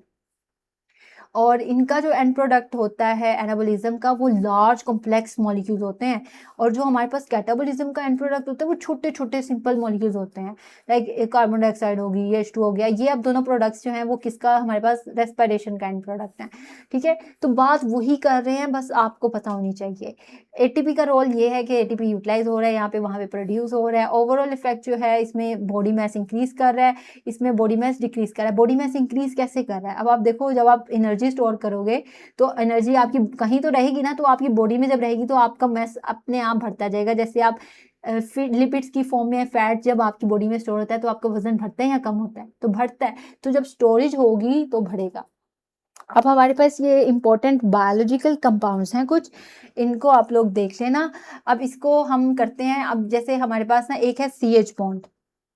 अब जो CH बॉन्ड है हमारे पास, इसके अंदर आपके पास जहाँ पे CH बॉन्ड होगा ना, इसका मतलब ये है हाइड्रोकार्बन है, हाइड्रो और carbon, H hydro and carbon. तो जहाँ पे ये बॉन्ड आएगा ना, ये हमारे पास एनर्जी हमें प्रोवाइड करेगा सेल एक्टिविटीज के लिए, एनर्जी। ठीक हो गया।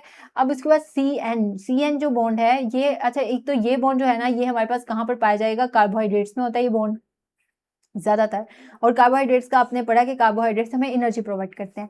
अब इसके बाद है CN बॉन्ड जो होता है ये हमारे पास प्रोटीन्स में होता है। अब प्रोटीन्स के अंदर, अगर अब प्रोटीन्स का सिंपलेस्ट यूनिट जो होता है वो हमारे पास अमाइनो एसिड होते हैं। अमाइनो एसिड जो होते हैं वो एक अमाइनो एसिड, एक ये अमाइनो एसिड है, ये जब आपस में जुड़ते हैं तो ये जिस एक बॉन्ड बनाते हैं उस बॉन्ड को हम कहते हैं पेप्टाइड बॉन्ड या पेप्टाइड लिंकेज। ठीक हो गया। अब ये बॉन्ड जो होता है इसका काम क्या है, अब मैंने आपको प्रोटीन्स के बारे में क्या क्या बताया भाई, प्रोटीन्स क्या क्या करते हैं। प्रोटीन्स के बारे में हमने शुरू का वो एक जो मैंने आपको पिक्चर दिखाई थी उसमें आपको पता है प्रोटीन पूरा इंफ्रास्ट्रक्चर बना रहे हैं हमारी जिंदगी का, हमारी हड्डियां, उसके अलावा हमारे मसल के अलावा और भी जो काम करने हैं, एंजाइम करने हैं, फंक्शनिंग करनी है, वो सब कुछ। तो अब CN बॉन्ड जहां पे होगा इसका काम भी प्रोटीन वाला ही होगा ना फिर। तो इसका काम क्या है कि इसने स्ट्रक्चर बनाना है, फंक्शन बनाना है। प्रोटीन क्योंकि ये बना रहा है, प्रोटीन का फंक्शन हमने पहले ही पढ़ लिया है। उसके अलावा है CO बॉन्ड। अब ये जो CO बॉन्ड जो है ना, ये हमारे पास ग्लाइकोसिडिक बॉन्ड होता है। ठीक है, ये बॉन्ड के नाम आपने याद रखने हैं। CO bond is glycosidic bond. ये ग्लाइकोसिडिक है, ये बात याद रखना, सोडिक भी लिखा हो सकता है, सिडिक है ये, इस तरह के भी ब्लंडर्स आते हैं। तो अब इसमें, अब आपको मैं ना एक बताती हूँ, ये हमारे पास मैंने एक मॉलिक्यूल जिसका बना रही हूँ, ये है ग्लूकोज। अब ये जो ग्लूकोज है इसमें ये वाला जो CH है, ये हमने पढ़ा ये क्या करता है, एनर्जी हमें प्रोवाइड कर रहा है। ठीक हो गया। अब ये जो CO का बॉन्ड है ये हमें क्या प्रोवाइड कर रहा है, ये इसी मॉलिक्यूल को स्टेबिलिटी प्रोवाइड कर रहा है कि वो स्टेबल रहे, कोई भी आसानी से आग से इसे तोड़ ना सके। तो वो स्टेबिलिटी, क्योंकि इन दोनों का बॉन्ड स्ट्रॉन्ग होता है, हाइड्रोजन का बॉन्ड इतना स्ट्रॉन्ग नहीं होता है इनके साथ, और इनका बॉन्ड स्ट्रॉन्ग होता है, तो ये इस तरह ये चीजें चलती हैं। अब नेक्स्ट हम करते हैं वो है कंडेंसेशन और हाइड्रोलाइसिस। कंडेंसेशन का क्या मतलब है, अब हमारे पास पॉलीमर का मतलब होता है कि बहुत बड़ा मॉलिक्यूल, जब इतने ज्यादा मिल जाए कॉम्प्लेक्स मॉलिक्यूल तो उसको हम पॉलीमर कहते हैं। अब उसमें से अगर हम खासतौर पे डाइमर होता है जिसमें दो मॉलिक्यूल्स होते हैं वो जुड़े होते हैं, ऐसा सब कुछ बनाते हैं। तो अगर हमने पॉलीमर बनाना है तो उसमें ये है कि हम अगर उसके अंदर से वाटर को रिमूव करके उसे बना रहे हैं तो उस प्रोसेस को कहते हैं कंडेंसेशन, यानी हमने उसे कंडेंस कर दिया, उसे हमने और छोटा कर दिया। अब जैसे आपने इसके लिए ना एक कपड़े को, पानी अगर कपड़ा गीला हो पानी में तो हम उसको जो निचोड़ते हैं ना, ये जो हम निचोड़ते हैं कपड़े को, ये कपड़ा बना रही हूँ मैं अच्छा, इस कपड़े को जब हम निचोड़ते हैं तो पानी इसके अंदर से गिरता है, तो पानी जब गिरता है तो हम पानी निकालते हैं, तो पानी निकला, कपड़े को निचोड़ा तो कपड़ा उस अपने साइज से थोड़ा छोटा हो जाता है, कंडेंस हो जाता है। तो इस प्रोसेस को आपने इस तरह से याद रखना है कि ये कंडेंसेशन हो रही है। और इसको क्योंकि पानी हम निकाल रहे हैं, पानी निकालने का दूसरा नाम क्या होता है, डिहाइड्रेशन करना, तो इसको डिहाइड्रेशन भी कहते हैं। और सिंथेसिस का नाम आपने सिंथेसिस इसलिए लिखा है क्योंकि कुछ बन भी रहा है, क्योंकि हमारे पास एक पॉलीमर बन रहा है। ठीक हो गया, पॉलीमर बन रहा है। फिर उसके बाद हाइड्रोलिसिस है। हाइड्रो का मतलब होता है वाटर और लिसिस का मतलब होता है ब्रेक डाउन। अगर आप पानी को इस्तेमाल करके किसी चीज का ब्रेक डाउन कर रहे हैं, आप इसमें ब्रेक डाउन है, वो कंडेंसेशन में बन रहा था कुछ, इसमें हम ब्रेक डाउन कर रहे हैं पानी को ऐड करते हुए, तो उसको हम कहते हैं हाइड्रोलिसिस। ये सब कुछ हो गया। अब ये इनका एक डिफरेंस है, इसमें कुछ भी वैसे इतनी इंपॉर्टेंट बात नहीं है, मैंने जो बातें आपको बताई हैं वही बातें हैं, लेकिन अगर आप पढ़ना चाहते हो तो पढ़ लो। अब ये देखो कंडेंसेशन में क्या हो रहा है, रिमूवल ऑफ वाटर, ठीक है, और बड़ा मॉलिक्यूल बन रहा है। हाइड्रोलिसिस में क्या है, ब्रेक डाउन हो रहा है और एडिशन पानी का हो रहा है। अब इसमें पानी रिमूव हो रहा है, उसमें पानी ऐड हो रहा है, ठीक हो गया। अब उसके बाद ये जो है ना, क्योंकि इसमें आप देखो कि बन रहा है, जब बनता है तो हमने क्या था कि एना बिल्ड्स अप, एना बिल्ड्स अप, ठीक है, एना बिल्ड करता है, और कैटा कट्स डाउन, कैटा कट डाउन, तो जहाँ पे कट डाउन हो रहा है वहां पे हमारे पास वो कैटाबोलिज्म होगा। फिर उसके बाद एनर्जी, क्योंकि एनाबोलिज्म, अब एनाबोलिज्म का सारा पॉइंट्स आ गया है। एनाबोलिज्म में क्या होता है, एनर्जी रिक्वायर्ड होती है, ठीक है, इसमें रिलीज होती है एनर्जी। फिर उसके बाद हमारे पास एग्जाम्पल वही सेम टू सेम एग्जाम्पल है कि फॉर्मेशन हो रही है और इसमें ब्रेक डाउन हो रहा है, डाइजेशन हो रही है। इसका एक दूसरा नाम डिहाइड्रेशन है और इसका रिवर्स ऑफ कंडेंसेशन है, ठीक हो गया, ये हमने कर लिया। अब इसके बाद अगर आप को एक छोटी सी इन्फॉर्मेशन, अगर आप लोग डॉक्टर ASA मेडिक के लेक्चर्स, आपको कंप्लीट लेक्चर्स चाहिए और चैप्टर वाइज MCQs बैंक की प्रैक्टिस आप करना चाहते हो, जो कि मैंने खुद बनाया है और मेरे साथ और भी स्टूडेंट्स की टीम ने तैयार किया है, और अगर आप इस टॉपिक के और इससे सिमिलर टॉपिक्स के PDF नोट्स चाहते हो तो आप इस नंबर पर कॉन्टैक्ट कर सकते हो। और अगर आपको मेरे लेक्चर्स अच्छे लग रहे हैं तो इसको कमेंट सेक्शन में बताना भी, ताकि ये लेक्चर और स्टूडेंट्स भी इसको ले सके और उनकी भी हेल्प हो सके, ठीक हो गया। तो चले फिर अब हम आज का टॉपिक जो है वाटर, जो हमने पढ़ना था, इंट्रोडक्शन इतना ज़्यादा हमने पढ़ लिया, वाटर को शुरू करते हैं, और वाटर के बाद फिर हमने कार्बोहाइड्रेट्स भी शुरू करने हैं। तो वाटर है जो सबसे पहले, वाटर में सबसे ज़्यादा हमारे पास वाटर क्या है, मोस्ट अबंडेंट कंपाउंड है हमारे प्रोटोप्लाज्म में। 70% हमारे पास वाटर होता है। फिर उसके बाद जो हमारे पास प्रोटीन्स हैं, प्रोटीन हमारे पास, ये मैंने आपको पहले भी बताया कि ऑर्गेनिक की बात हो तो प्रोटीन है, अगर कंपाउंड की बात हो तो वाटर है, ये बात होगी। फिर उसके बाद प्रोटीन जो होता है वो हमारा स्ट्रक्चरल फंक्शनल रोल उनका सेल्स में होता है, ठीक है। अगर क्वांटिटी की बात हो, कंपाउंड की बात हो तो वाटर है, अगर ऑर्गेनिक की बात हो तो प्रोटीन है। अब पानी की इंपॉर्टेंस हम देख लेते हैं, क्योंकि पानी इतना इंपॉर्टेंट है, हर बंदा पानी पानी कर रहा है, तो पानी की इंपॉर्टेंस भी देख लेते हैं। अब इसमें यह है कि हमारे पास मोस्ट अबंडेंट कंपाउंड जो है ऑर्गेनिज्म में पानी है, ये तो हम इतने अरसे से पढ़ते आ रहे हैं, अब तो ये रट गई है बात। अब इसकी कॉम्पोजिशन जो हमारी बॉडी के अंदर वेरी करती है 65 से 89% तक, क्योंकि किसी जगह हमारी कुछ परसेंटेज है, किसी जगह हमारी बॉडी में कुछ परसेंटेज है, इस वजह से इन्होंने एक ये वेरिएशन लिखी हुई है, ठीक है, 65 to 89। अब जैसे हमारे पास हमारे बोन्स और सीड्स जो होते हैं, ये सीड्स प्लांट्स के सीड्स की बात हो रही है, इनमें हमारी कंपोजिशन क्या है, ये है 20%, ठीक हो गया। अब जो ब्रेन सेल्स हैं हमारे पास, ब्रेन सेल्स की कंपोजिशन जो है वो है, ब्रेन सेल्स में सबसे ज़्यादा पानी है वो है 85% हमारे पास। ब्रेन सेल्स में कितना पानी है हमारे पास, 85%, ये बात आपने याद रखनी है। उसके बाद हमारे पास जो ब्लड है, ब्लड में हमारे पास कितना पानी है, तो ब्लड जो है उसमें 88% हमारे पास पानी है। अब इसको याद रखने के लिए मैं आपको एक बात बताती हूँ कि ब्लड में आपने इस तरह ब्लड लिखना और ये 008 डाल दिए, ठीक है। अब ये जो है इससे आपको पता चल गया कि 88% है। अब इस तरह एक और भी चीज़ है हमारी ब्लड में, ग्लूकोज की अमाउंट क्या होती है वो हम आगे जाके कार्बोहाइड्रेट्स में पढ़ेंगे, तो उसमें भी आपने एक ब्लड लिखना है और यहाँ पे 1 लिख देना है। तो ग्लूकोज हमारे ब्लड में 0.08% होता है। तो ये बातें आपने इस तरह, हम इसको ब्लड से रिलेटेड चीज़ें को याद करेंगे। अब हमारे पास जो है ब्रेन सेल्स हैं, इसको आपने इस तरह याद रखना है कि हमारा जो ब्रेन है उसको पानी से बहुत प्यार है, बहुत प्यार, और जो हमारी बोन्स हैं उनको इतना प्यार नहीं है, ठीक है। तो जो ब्रेन है उसको प्यार है, तो उसको कितना प्यार है कि वो 85% तक पानी पानी करता रहता है, और जो बोन्स हैं उनमें सिर्फ 20% है, ठीक है। और इसके अलावा हमारे पास ये है कि जितने भी रिएक्शंस हमारी बॉडी में होते हैं उनमें वाटर है। आपके एंजाइम किसी भी रिएक्शन में काम नहीं करते, उनका मीडियम ही एक्वस है। अगर आपके एक्वस मीडियम ना हो तो आपका एंजाइम काम नहीं करता, और आपको ये बात पता है कि अगर एक भी एंजाइम आपकी बॉडी का काम नहीं कर रहा तो आपकी डेथ होनी ही होनी है। और इसके अलावा हमारे पास एक और बात, ये फोटोसिंथेसिस में, क्योंकि आपने ये रिएक्शन देखा होगा कि हमारे पास ये रिएक्शन जो बनता है इसमें हमारे पास इसमें भी वाटर ही यूज़ होता है, ठीक है। तो ये जो फोटोसिंथेसिस का पाथवे है इसमें भी हम क्या यूज़ कर रहे हैं, वाटर। तो वाटर की इंपॉर्टेंस हमने इतनी ज़्यादा लिख दी। और एक और पॉइंट जो हम यहाँ पे पढ़ा ही नहीं, हमने मिस किया, वो ये है कि जो जेलीफिश है उसमें 99% वाटर होता है, और इसी वजह से आपको जेलीफिश होती है ट्रांसपेरेंट दिख रही होती है। और ये जब मैं पढ़ रही थी फैक्ट, तो मेरे जहन में एक सवाल आया कि अगर हमारी बॉडी में भी 99% वाटर हो गया तो क्या हमारी बॉडी भी ट्रांसपेरेंट हो जाएगी। तो एक फैक्ट साहब जहन में आ गया सवाल। तो जेलीफिश की आपने याद रखनी है कि 99% होता है। तो चले फिर हम नेक्स्ट इसकी प्रॉपर्टीज करते हैं। Solvent properties of water. Water जो है वो हमारे पास उसकी सॉल्वेंट प्रॉपर्टीज, सॉल्वेंट कहते हैं कि डिजोल्व अपने अंदर जो चीज़ कर ले, ठीक है, उसको हम वाटर कहते हैं। अब हमारे पास जो, मैं थोड़ा सा पानी पी लूँ।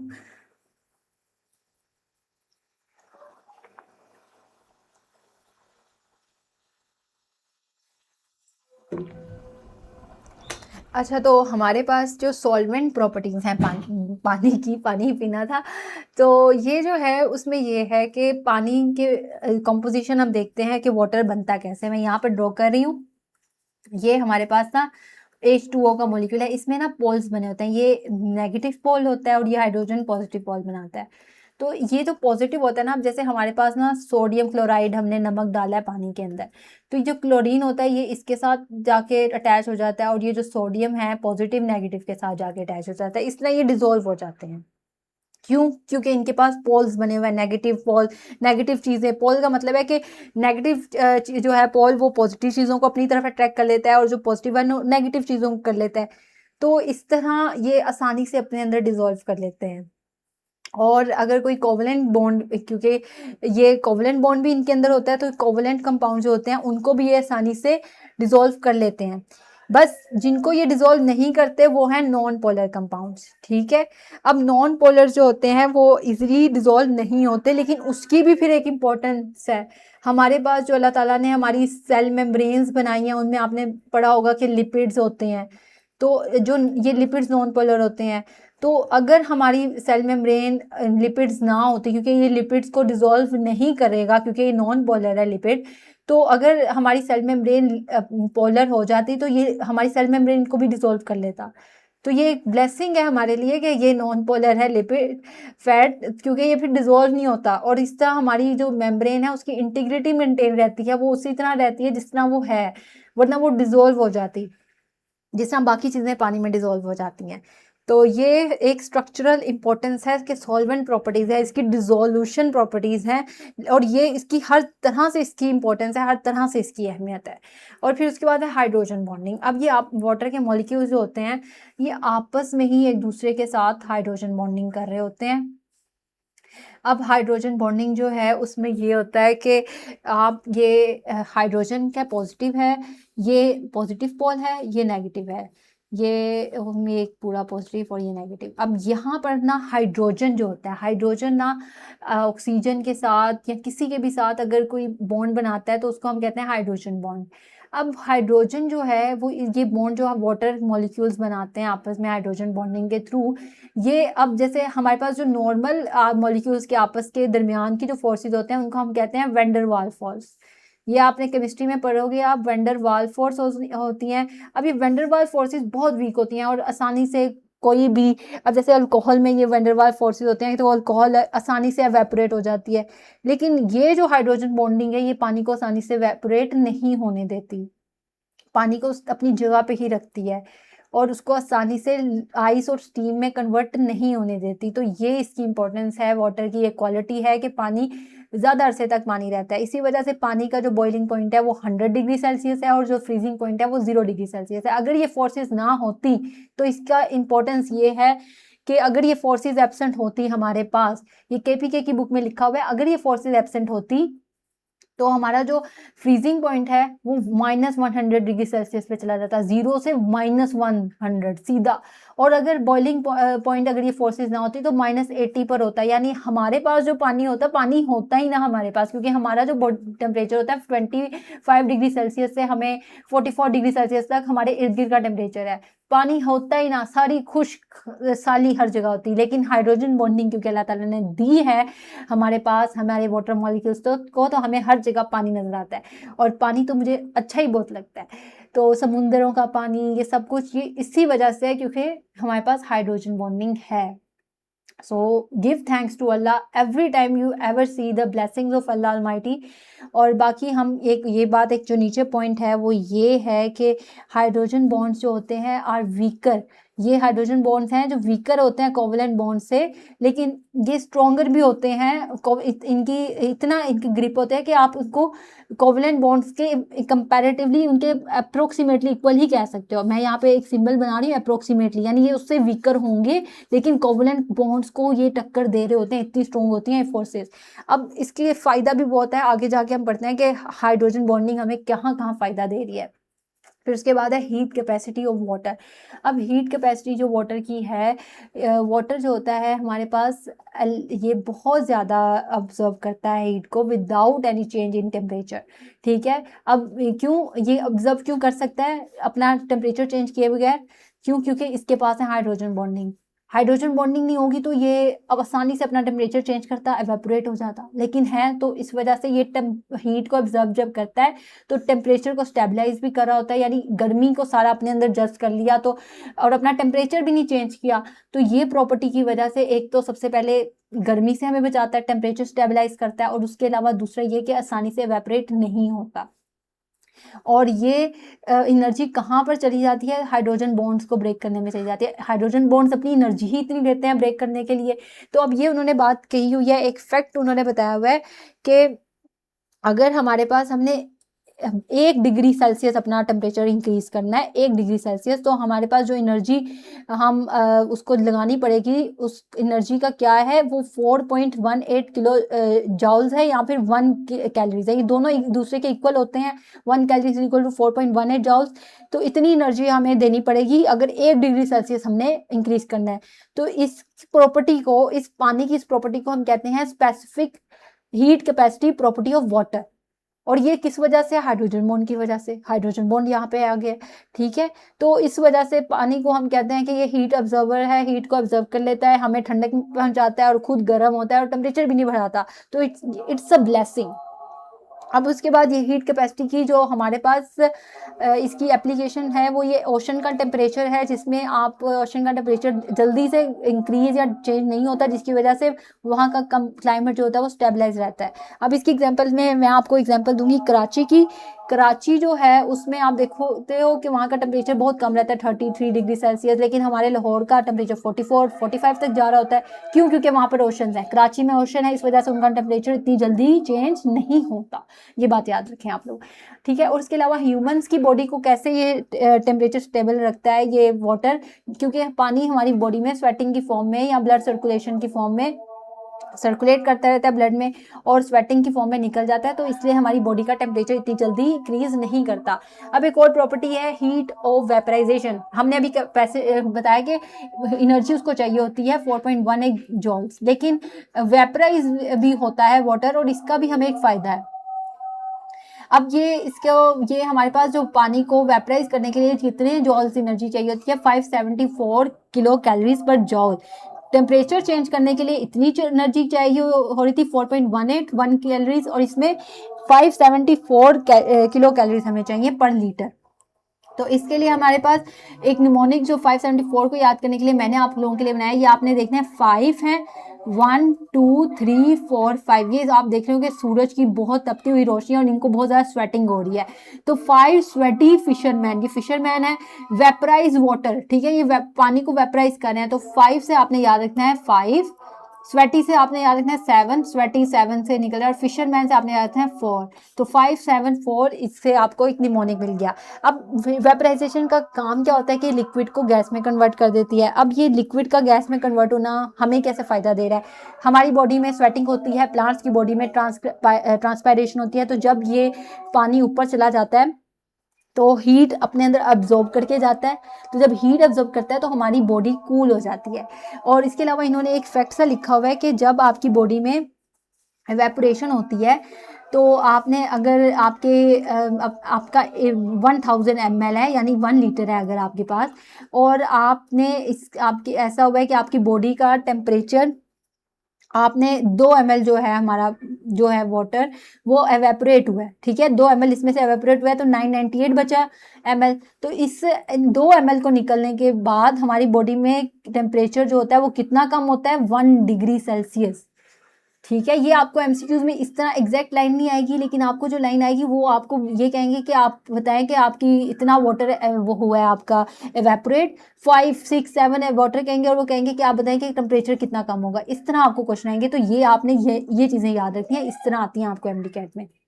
अब हीट ऑफ वेपराइजेशन के लिए ये भी एक निमोनिक है, उसमें आप ये पड़ी को देख सकते हो, ये बादलों में रहती है और बादलों में वो ऊपर जाने के लिए एक दरवाज़ा है, अगर आप उसको खोलना चाहते हो तो उसका फॉर्मूला क्या है, 574 ओपन द वेपर डोर। ठीक है, तो आपने इस साइंस को याद कर लेना है। अब हमारे पास आयनाइजेशन ऑफ वाटर है। वाटर की आयनाइजेशन में क्या होता है कि वाटर आयनाइज होता है, वाटर अपने एक से दूसरे चीज़ में जा रहा है, यानी अब अगर वाटर ने कोई भी रिएक्शन करना है ना तो इसको अपने आप को अलग करना पड़ेगा। तो वाटर को अलग करने के लिए हमारे पास वाटर जब अलग होता है यानी H2O, मैं ये एक रिएक्शन लिख रही हूँ, हाइड्रोजन पॉजिटिव OH नेगेटिव। तो ये जब हमारे पास होता है तो इसमें कितने हाइड्रोजन के मॉलिक्यूल्स, कितने हमारे पास हाइड्रोक्सिल के मॉलिक्यूल्स होते हैं, वो हमारे पास 10⁻⁻7 मोल पर लीटर होते हैं। ठीक हो गया, और ये टेम्परेचर इसमें 25 डिग्री सेल्सियस होता है। ठीक हो गया।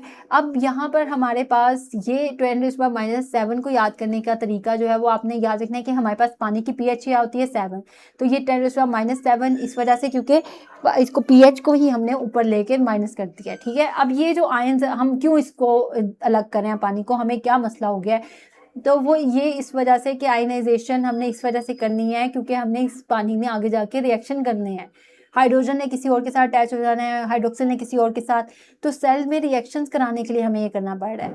तो आयनाइजेशन की ये इंपॉर्टेंस है कि ये रिएक्शन करने में काम आती है। फिर उसके बाद हमारे पास पानी हमें हिफाजत भी देता है। अब जब ये पॉइंट मेरे जहन में आया तो मुझे याद है कि अगर कोई बंदा ऊंचाई से छलांग मारता है और नीचे पानी हो तो वो प्रोटेक्ट हो जाता है, इसके बजाय अगर ज़मीन हो तो उसकी डेथ हो जाती है। तो हमारे पास पानी की ये इंपॉर्टेंस है। तो पानी एज अ लुब्रिकेंट का हमारे पास एक्ट करता है, ये हमें फ्रिक्शन से बचाता है। अब फ्रिक्शन कहते हैं रगड़ को, रगड़ से हमें बचाता है, रगड़ लगने से बचाता है। अब अगर पानी ना होता, अगर आप अपनी आंखों को इतना मलते हो, रगड़ते रहते हो, यहाँ पे इतने जख्म हो जाए, ठीक है, तो आपकी आंखों को, ये आपकी जो पानी है, जो टीयर्स है, वो बचा रहा है।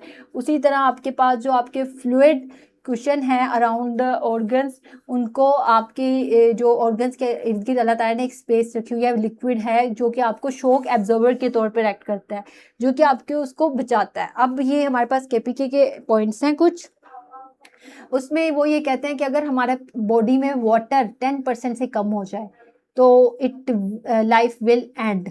ठीक है, ये पानी की इंपॉर्टेंस है। वैसे हमने बताया कि 70% होता है हमारी बॉडी में, तो हमारी बॉडी के लिए बहुत इंपॉर्टेंट है पानी। फिर उसके अलावा ये बात मैंने आपको बताई थी, हमारा जो वाटर बॉईल करता है और फ्रीज किस टेम्परेचर पे करता है, वो अगर हाइड्रोजन बॉन्ड ना होते तो वो ये इस यहाँ पर है। तो ये केपीके की बुक के पॉइंट्स हैं जो कि यहाँ पर दोबारा ऐड हुए हैं। और उसके अलावा हमारे पास बाकी हाइड्रोजन बॉन्ड की इंपॉर्टेंस ही बताई हुई है उन्होंने। अब कोहेशन क्या है, ये अब हमारे पास ना वाटर के मॉलिक्यूल्स हैं। कोहेशन क्या कहते हैं, किसको कहते हैं, ये हमारे पास पानी के मॉलिक्यूल्स हैं और ये हमारे पास एक वो है। अच्छा, ये पानी के मॉलिक्यूल्स के दरमियान आपस में, इनके दरमियान जो अट्रैक्शन होती है, उस अट्रैक्शन को हम कहते हैं कोहेशन। कोहेशन मतलब कलेक्टिव स्टिकनेस। ठीक है, कोहेशन के लिए आपने वर्ड क्या याद रखना है, कलेक्टिव स्टिकनेस। तो ये अट्रैक्शन जो कि आपके वाटर मॉलिक्यूल्स के दरमियान होगी उसको हम कहेंगे कलेक्टिव थिकनेस और स्टिकनेस। और ये किस वजह से होती है, हाइड्रोजन बॉन्ड की वजह से, जो कि हमने बताया था। अब कुछ ऐसी फोर्सेस होती हैं जो आपके इसके दरमियान में नहीं होगी, वो एडिशनल जो फोर्सेस होती हैं जो यहाँ पे आप, जैसे अब ये वॉल है ना, वॉल के साथ आपकी अट्रैक्शन जो है, ठीक है, वो वॉल के साथ की जो अट्रैक्शन होती है उसको हम क्या कहते हैं, एडहेशन।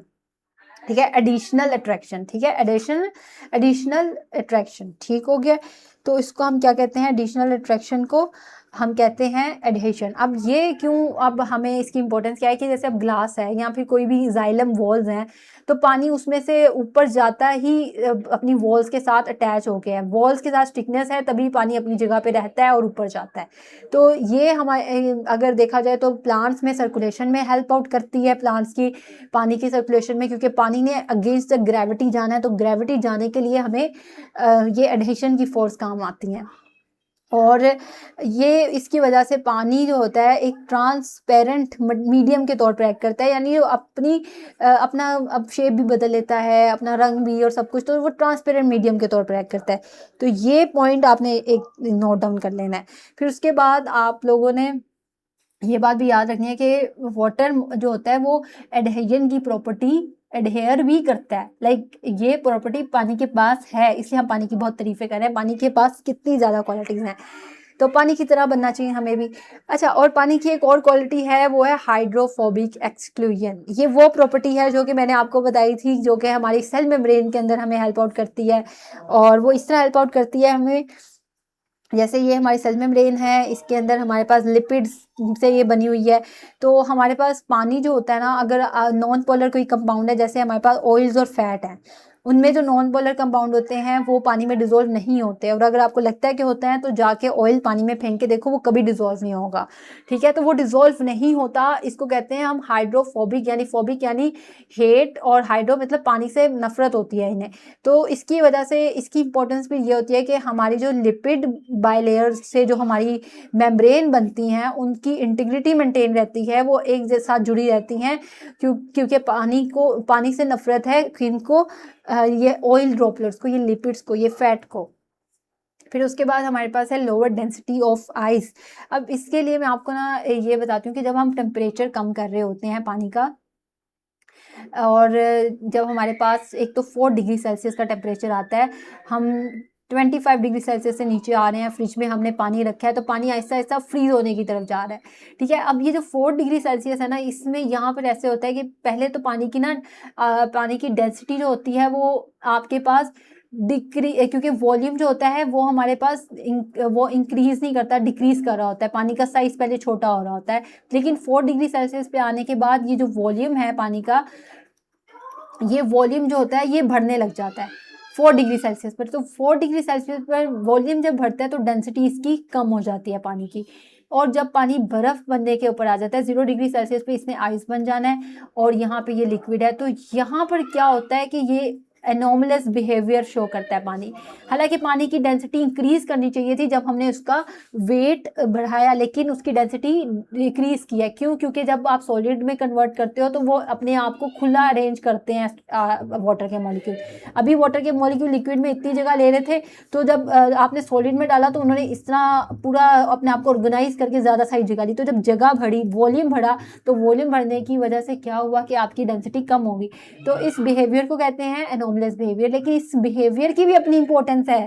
लाइक अगर एनोमलस आप बिहेव कर रहे हो, अगर आप डिफरेंटली बिहेव कर रहे हो बाकी लोगों से, बाकी कंपाउंड से, तो तब भी इसकी इंपॉर्टेंस ये है कि पानी जब बर्फ़ बन जाता है, तो आपने देखा है कि ग्लास में बर्फ़ ऊपर ही जमी रहती है। तो यही इसकी समुंदर में इंपॉर्टेंस है कि समुंदर में जब बर्फ़ जमती है तो वो ऊपर ही रहती है, वो नीचे नहीं जाती। तो जो नीचे की जो जितनी सारे मछलियाँ हैं, वो सब कुछ वो अपनी लाइफ अपनी खुशी-खुशी गुज़ार रही होती हैं। वो आप अगर देखोगे, अगर आप आइसलैंड जाओ तो ऊपर बच्चे स्केटिंग कर रहे होते हैं लोग, और नीचे मछलियाँ अपना तैर रही होती हैं, वैसा सब कुछ। तो ये चीज़ है, पानी की इम्पोर्टेंस, उसका एनोमलस बिहेवियर भी उसको स्पेशल बनाता है। तो ये आप पानी से सीखो। अगर आपको अल्लाह ताला ने कोई डिफरेंट चीज़ दी है जो कि लोगों को लग रहा है कि आप में एब्नॉर्मैलिटी है, तो वो एब्नॉर्मैलिटी नहीं है, वो आपका स्पेसिफिक स्पेशल बिहेवियर है बच्चों। और यही बात मैंने आपको यहाँ पर बता दी कि यहाँ पे 4 डिग्री सेल्सियस से नीचे उसकी बिहेवियर चेंज हो जाता है, जिसको साइंटिस्ट ने अनोमलस बिहेवियर दिया है, लेकिन ये इसका स्पेशल बिहेवियर है। अब इसके बाद कार्बोहाइड्रेट्स हम शुरू करते हैं, लेकिन कार्बोहाइड्रेट्स के लिए मैं आपको एक अलग सी पार्ट की वीडियो फिर बनाती हूँ, क्योंकि ये बहुत लंबी हो गई है। और फिर मिलते हैं आपसे आज ही कार्बोहाइड्रेट्स के लेक्चर में। तब तक के लिए अल्लाह हाफिज़।